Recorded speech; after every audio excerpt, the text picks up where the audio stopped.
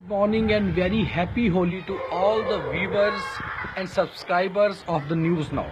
Welcome you to the News Now's morning news show, The News Now. And I am your local host Deepak Khajuria.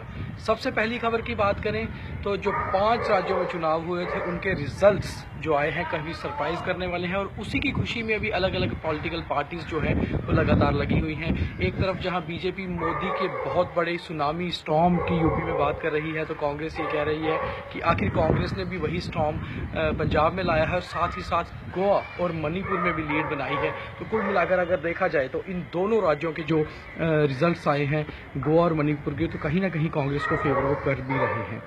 इसके साथ साथ अगर आगे बढ़ते हैं इसकी खबरों के साथ तो महबूबा मुफ्ती ने कहा है कि काफ़ी डिसिसिव मैंडेट जो है मिला है बीजेपी को और प्रधानमंत्री को उन्होंने फ़ोन करके कंग्रेचुलेट भी किया इसके लिए।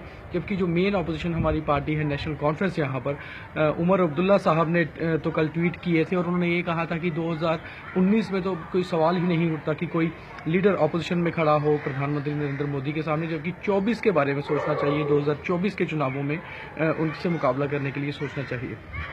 वहीं राज्य पे आते हैं तो जम्मू कश्मीर की कई सारी छोटी छोटी खबरें हैं। सबसे पहले तो महबूबा मुफ्ती के लिए जो 2 मंत्रियों ने रिज़ाइन किया था उसमें इमरान रज़ा अंसारी जो स्पोर्ट्स और यूथ अफेयर्स मिनिस्टर थे वो अभी भी ये कह रहे हैं ईरान और इराक से लौटने के बाद कि I am not a kid और मैंने जो रेजिग्नेशन दिया था मैं वापस नहीं ले रहा हूँ क्योंकि मेरे सिर्फ पोर्टफोलियो के नहीं बल्कि और सारे कई इशूज़ हैं। इस खबर को आज प्रमुखता से न्यूज़ नाउ में हमने छापा है। और उसके साथ साथ जम्मू यूनिवर्सिटी में जो लगातार नॉन टीचिंग स्टाफ की जो चल रही है एजिटेशन लगातार कई मुद्दों को लेकर, उसको देखते हुए जिस तरह से वहाँ के वाइस चांसलर ने सोशल मीडिया पे एक पोस्ट डाला है उससे काफ़ी खफा हैं जो एजिटेट कर रहे सभी स्टाफ मेंबर्स। उनका कहना है कि इस तरह से सोशल मीडिया पर आकर अगर वीसी कुछ लिखना शुरू करेंगे तो इससे मामले का हल नहीं निकलेगा और हल तभी निकलेगा जब टेबल पर बैठ के बातचीत होगी और उनके मुद्दों पर बातचीत होगी।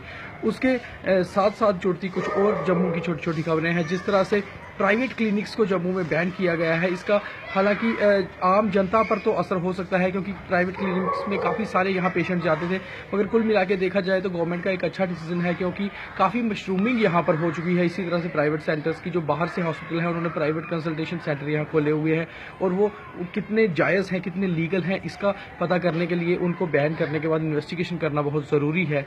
तो ये सारी कुल मिलाकर आज जम्मू से छोटी छोटी खबरें थी। उसके बाद नए अपडेट्स के लिए दोबारा शाम को आपके समक्ष हाजिर होंगे। तब तक अपनी पूरी तरह से होली मनाइए, सुरक्षित रहिए, सेफ रहिए और होली को अच्छे से एंजॉय कीजिए। Happy Holi to one.